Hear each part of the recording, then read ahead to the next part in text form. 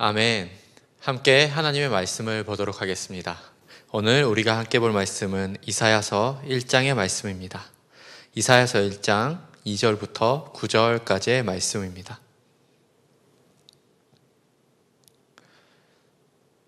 함께 하나님의 말씀을 보도록 하겠습니다. 하늘이여 들으라, 땅이여 귀를 기울이라.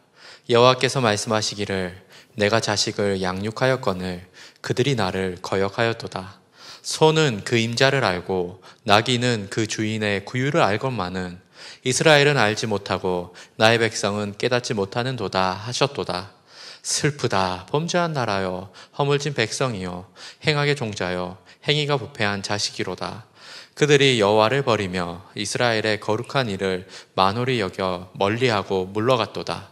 너희가 어찌하여 매를 더 맞으려고 패역을 거듭하느냐.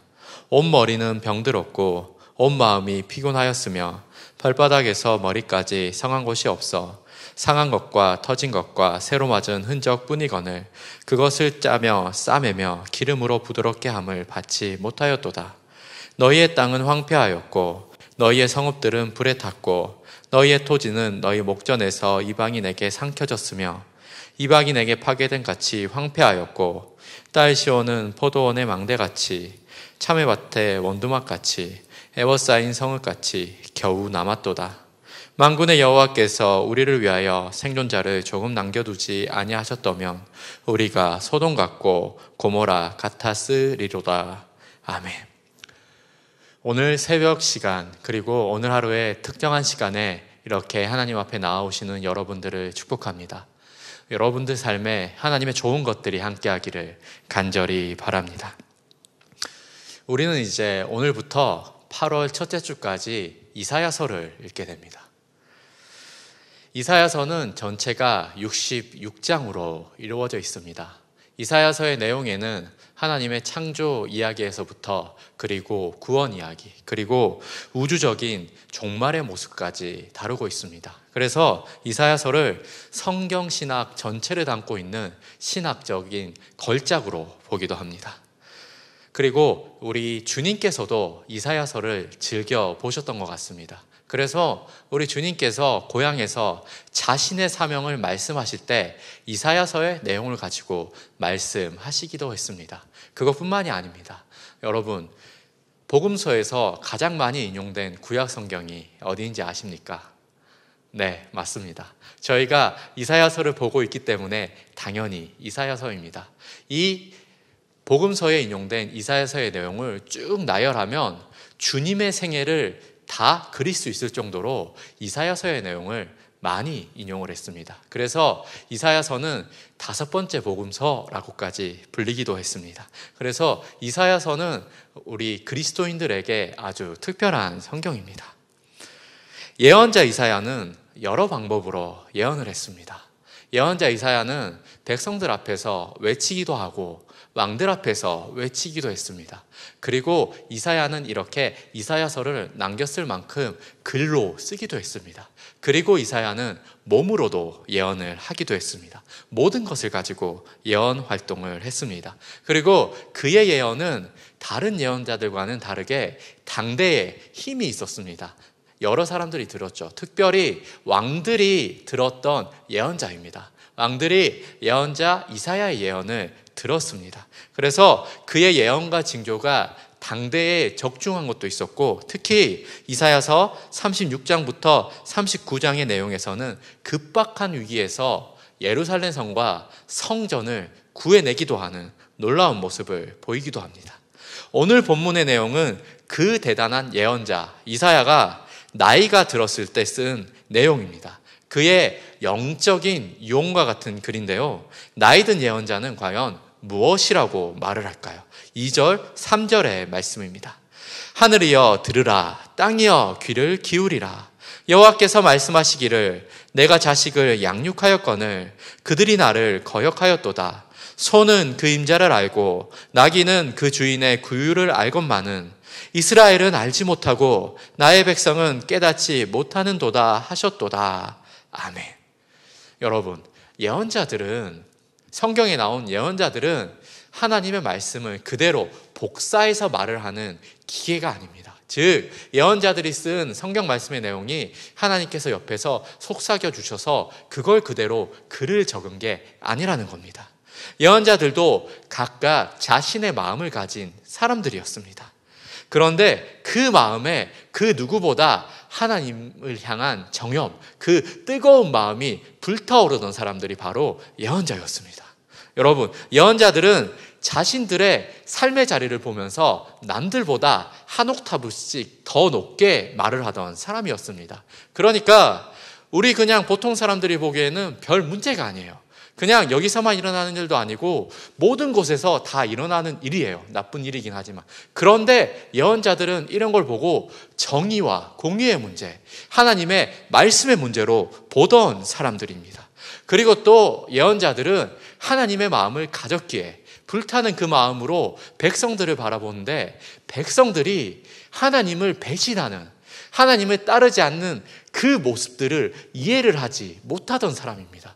왜냐하면 하나님께서는 이 백성들에게 참다운 부모가 되어주셨고 사랑스러운 신랑이 되어주셨기 때문입니다. 그런데 이 백성들은 이 사랑을 알지 못하고 이리저리 기웃거리는 갈대 같은 마음을 가진 정조 없는 그러한 모습이었습니다. 이 삶의 모습으로 예언자들은 예언을 하는 겁니다. 즉 하나님의 말씀, 그 하나님의 마음과 예언자들의 그 불타는 마음이 맞닿아서 예언을 하는 겁니다. 오늘 말씀에서 예언자 이사야가 예언하고 있습니다. 그런데 그는 젊은 예언자가 아니었습니다. 여러분, 젊을 때에 타오르는 그 마음, 그 정념은 너무나 당연하지 않습니까? 우리도 잘 알다시피 젊을 때는 누구나 더 과격하고 더 감정적인 면이 있습니다. 그래서 더 개혁적이고 더 이상적으로 외칠 때가 많습니다. 그런데 오늘 말씀에 보면 이 예언자는 나이가 들어서도 똑같은 마음을, 하나님을 향한 똑같은 마음을 가지고 있음을 알 수 있습니다. 오히려 하나님을 향한 마음이 농이 익었습니다. 그래서 그 마음은 이제 하나님의 마음과 닿은 마음이 되어 있습니다.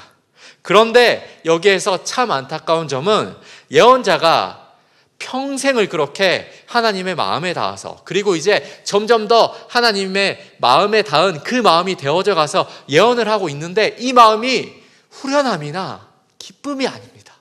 예언자가 오늘 예언을 하는 이 마음은 답답함, 너무나도 막막함. 이 백성들이 듣지 않는 겁니다. 이 하나님의 말씀을 듣지 않고 아무리 예언해도 더러우지 않는 백성들, 그리고 그들을 향해 주어진 막막한 미래. 급기야 그는 사람을 보고 예언하지도 않습니다. 그는 사람들이 알아들을 수 있는 말을 하고 그 사람들의 말을 가지고 글을 씁니다만 그는 하늘과 땅에 대고 예언을 하고 있습니다. 예언자는 나이가 들어가면서 하나님의 마음은 점점 더 이해하게 되었지만 백성들의 마음은 점점 더 이해하기가 어려웠습니다.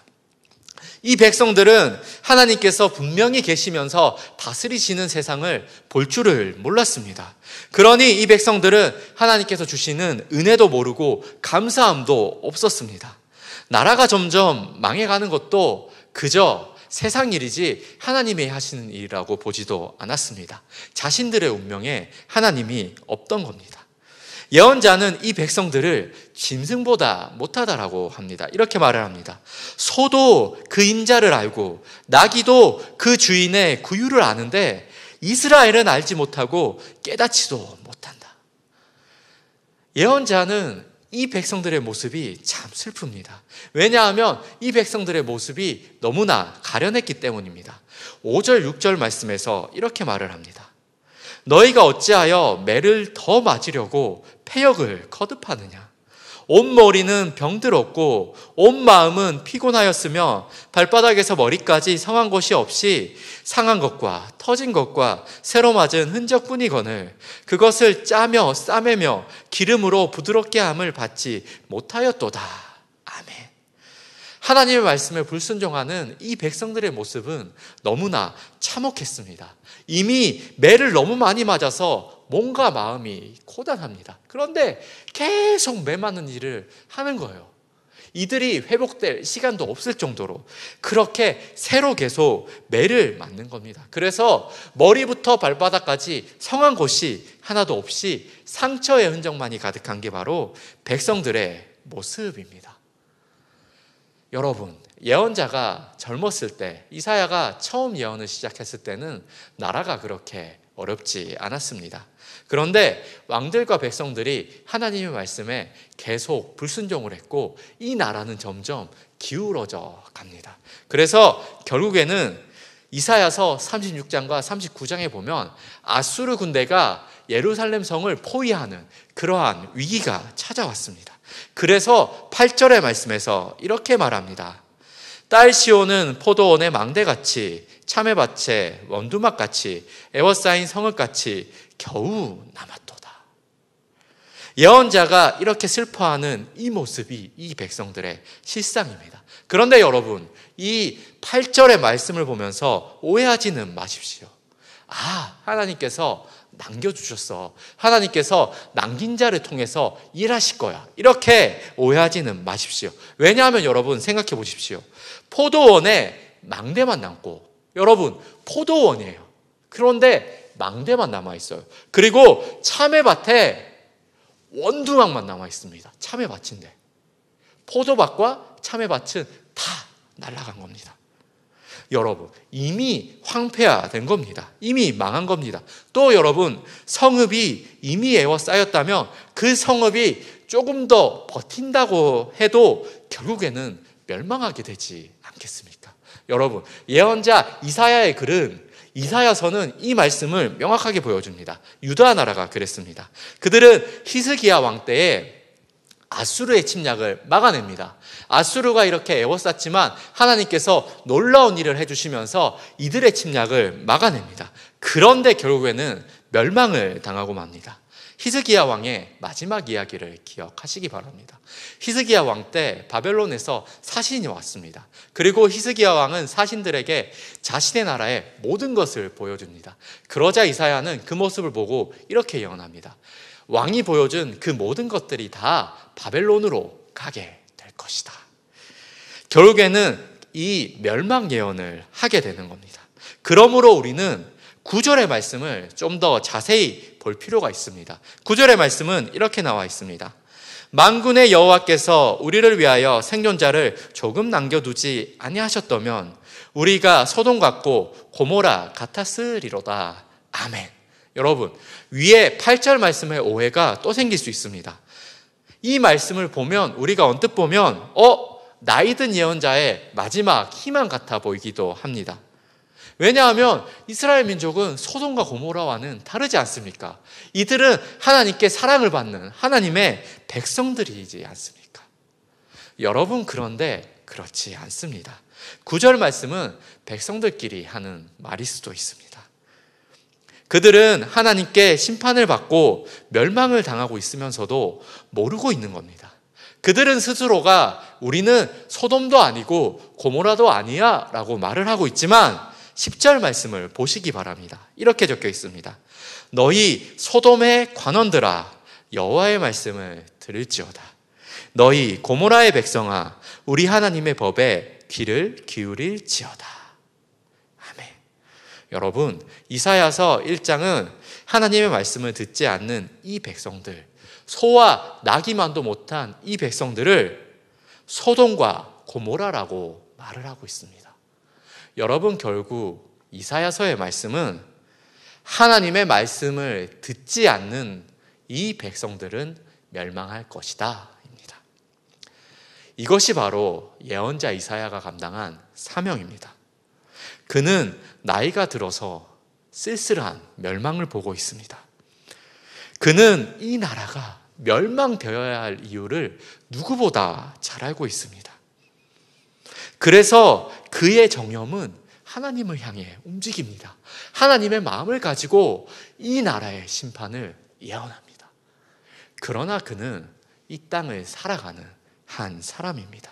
그렇기에 백성들의 멸망도 참 슬픕니다.